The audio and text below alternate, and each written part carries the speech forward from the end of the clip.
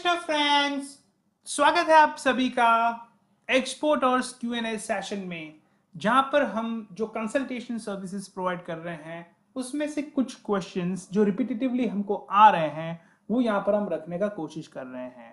हालांकि video series बहुत ही basic level पे है, इसके आंसर्स जो हम देंगे उसमें से भी आपको काफी क्वेश्चंस आ सकते हैं, तो वो आप काइंडली हमसे पूछ सकते हैं। बिना टाइम वेस्ट किए हम शुरू कर देते हैं।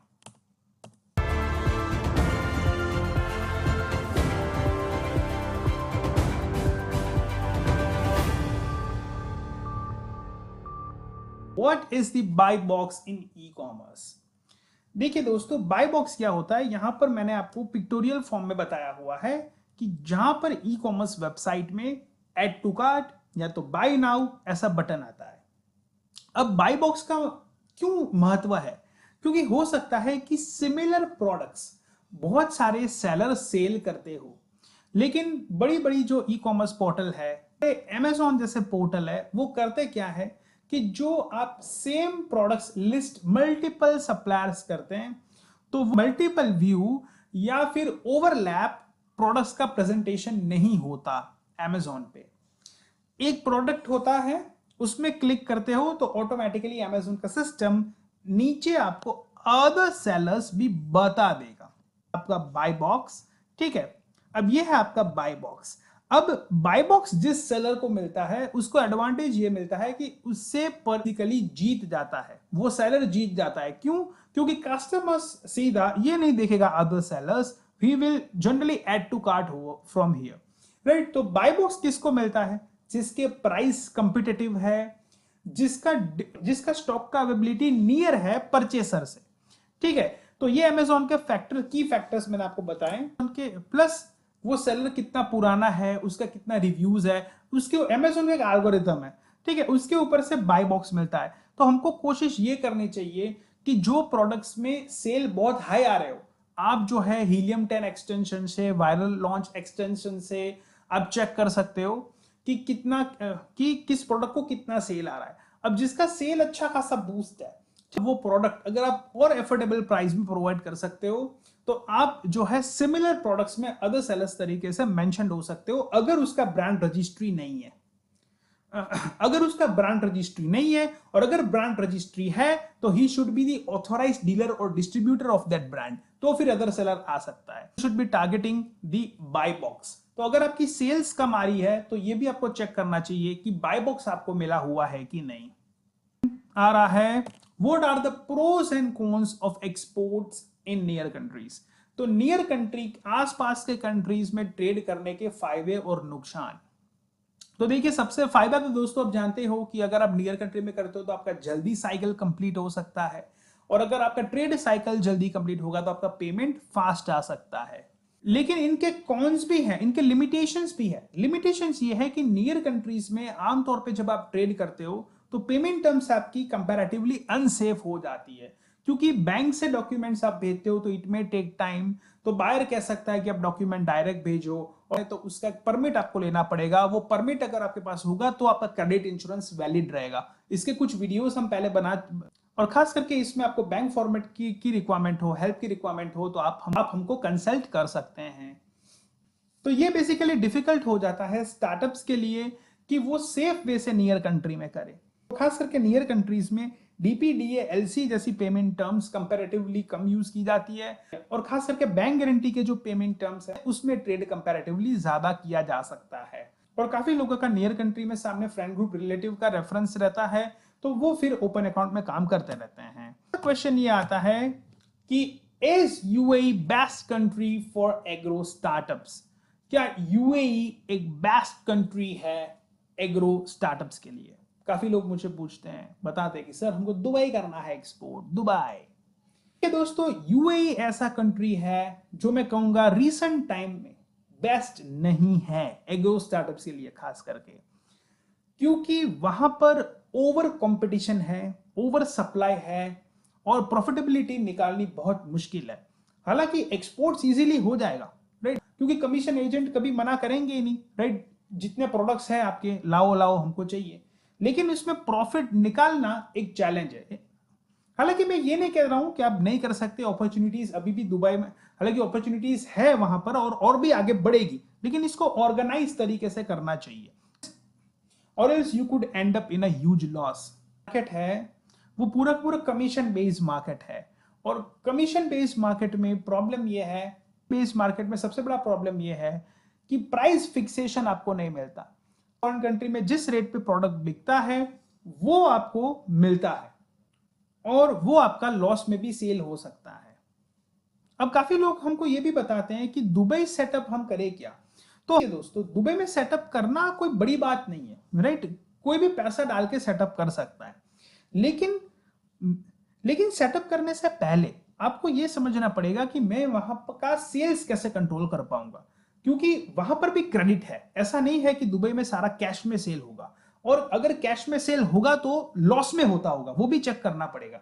नॉर्मली स्टार्टअप्स क्या बताते हैं कि दुबई में सारा कैश सेल होता है, कैश सेल होता है, राइट, रोकड़ा आएगा, रोकड़ा आएगा। ऐसा नहीं है। आपकी 100 रुपए की चीज अगर आपको रोकड़े में बेचनी है तो आपको 95 या 90 रुपीज मिलेगा, और अगर आपको 100 रुपए की चीज में मुनाफा करके बेचना है 105 110 रुपए की, तो आपको क्रेडिट में देना पड़ेगा। और लोकल क्रेडिट, राइट, अगर हम इंडियंस वहां पर दे दे, ठीक है, तो हम तो वहां के है भी नहीं ओरिजिन, लोकल में डिफॉल्ट होगा, राइट, वहां पर पेमेंट का कुछ इश्यू आपका हो गया तो वो सॉल्व करना आपके लिए मुश्किल हो जाएगा। क्योंकि यहां से अगर आप डायरेक्ट बायर को भेजते हो तो आपके पास क्रेडिट इंश्योरेंस होता है, आपके पास क्रेडिट इंश्योरेंस हो सकता है, लेकिन आप लोकल में सेल कर रहे हो, राइट, और वहां पर और क्रेडिट दे रहे हो, तो फिर आपके पास वहां पर जो है क्रेडिट इंश्योरेंस नहीं होगा। दुबई में सेटअप करने से पहले आप वहां का सेल्स चैनल जानने का कोशिश करिए कि फिर जो है आप वहां पर सेटअप कर सकते हैं। कुछ कुछ ऐसे एग्जाम्पल है जो बहुत अजीब है, जो मैं आपको बताऊंगा तो आपने कहीं नहीं सुना होगा। कुछ ऐसे सेटअप दुबई में है जो मुझे बताते हैं कि सर हमने इंडिया से इंपोर्ट करना टोटली बंद कर दिया।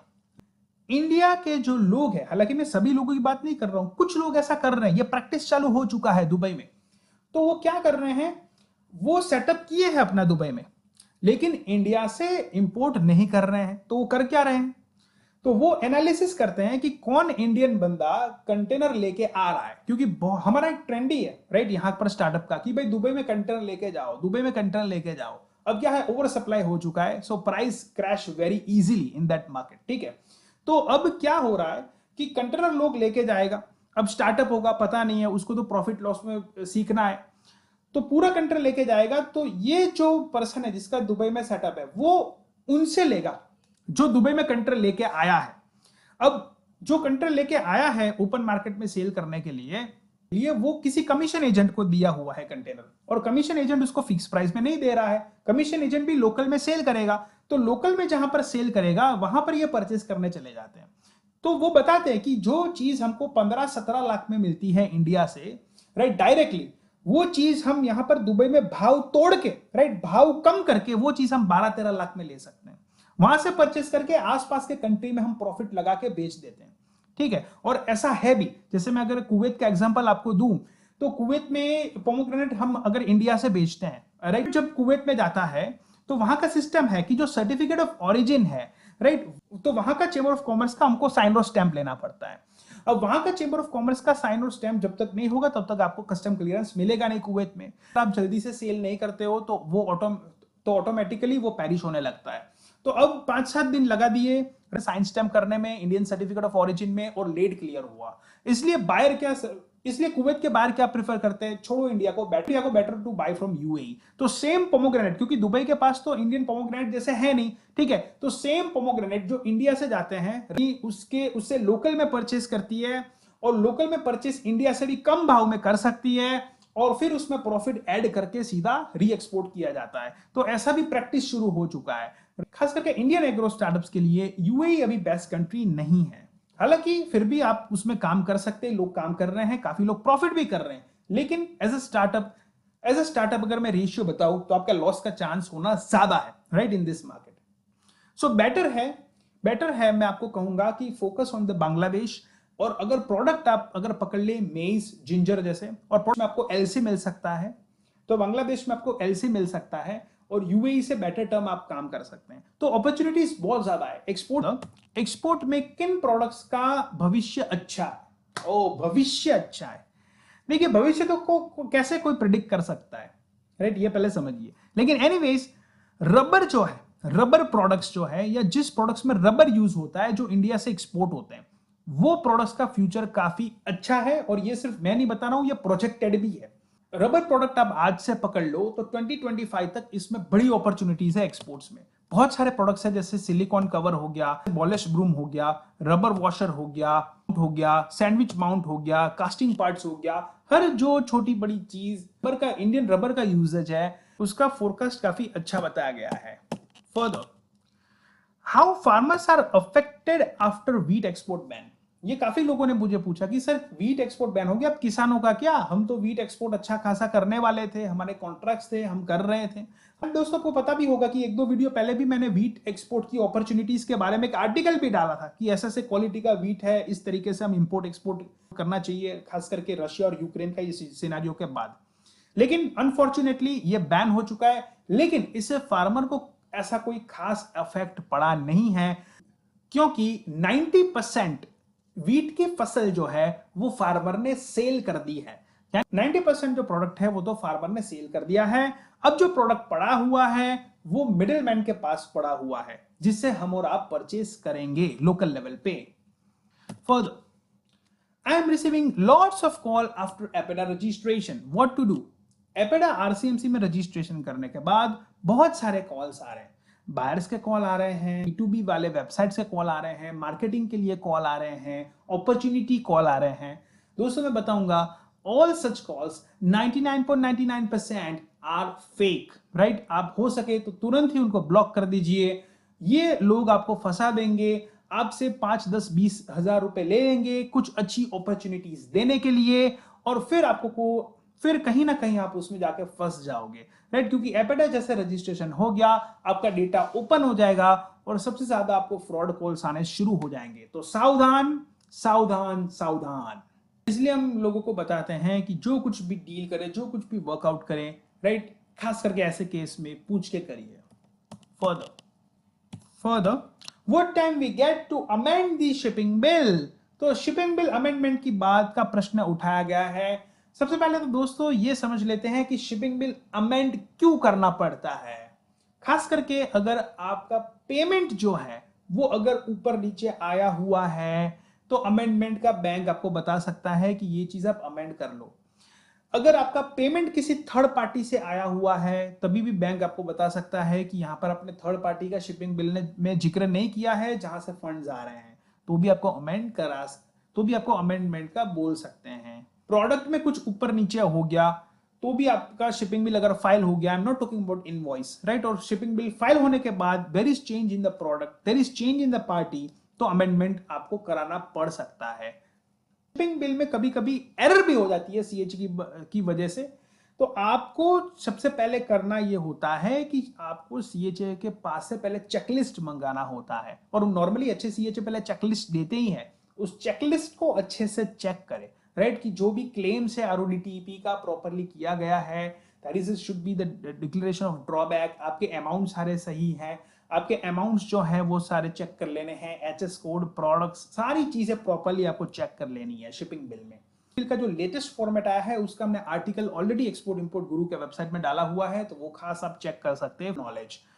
तो यहां पर बात आती है अमेंडमेंट। तो अमेंडमेंट के लिए खास करके गवर्नमेंट रूल्स फ्रेमवर्क में ऐसा कोई टाइम नहीं है, राइट। तो my best advice to you is that कि आप अगर अमेंडमेंट कराना चाहते हैं तो you do it in 3 months, ठीक है। तो आपका ये चीज फॉर्मेलिटी हो सकता है, वरना it could be an big issue, आप काफी जस्टिफिकेशन देना पड़ सकता है, काफी प्रॉब्लम्स हो सकते हैं from the department. So better to get it done as early as possible. 3 months से ज्यादा डिले ना करें।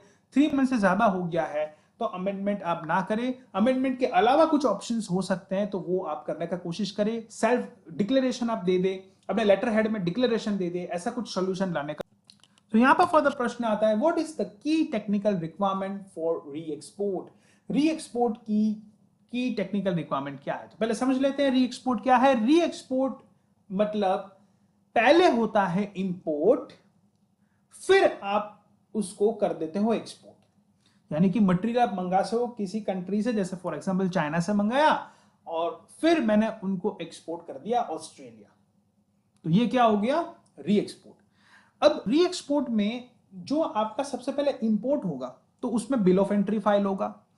तो जो बिल ऑफ एंट्री आपका फाइल होगा, जब आप उसमें और जब आप उसको एक्सपोर्ट करेंगे वापस, तो आपका शिपिंग बिल फाइल होगा।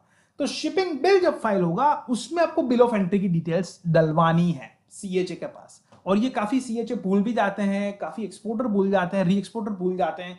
तो ये ध्यान रखें कि री एक्सपोर्ट में जो सबसे इंपॉर्टेंट टेक्निकल रिक्वायरमेंट ये है कि आपको जो इंपोर्ट्स आया हुआ है, राइट, वो आपको जो बिल ऑफ एंट्री आया हुआ है, इंपोर्ट्स में आपने फाइल कराया है, वो उसकी डिटेल्स आप एक्सपोर्ट में दे। वरना प्रॉब्लम क्या होगा कि आपने सामान यहां पर कस्टम बॉन्डेड में तो रख दिया और एक्सपोर्ट जो कर रहे हो वो सरकार को पता नहीं है। सरकार को यही लगेगा कि ये बॉन्डेड वेयरहाउस का कंप्लायंस कंप्लीट हुआ है, आपका आपने एक्सपोर्ट कंप्लायंस पूरा तो किया, लेकिन आपने उसको इंपोर्ट से जोड़ा नहीं, तो ये अलग हो जाएगा। इसके आपके फिर बैकएंड में खर्चे बढ़ जाएंगे और आपकी दौड़ा दौड़ी बढ़ जाएगी। तो ये ध्यान रखिएगा, एक सिंपल की रिक्वायरमेंट आप याद रखिएगा, जो मेजॉरिटी स्टार्टअप्स मिस्टेक कर देते हैं री एक्सपोर्ट करने वाले, कि आप अपने शिपिंग बिल का डिटेल्स में बिल ऑफ एंट्री का डिटेल्स डलवाएं।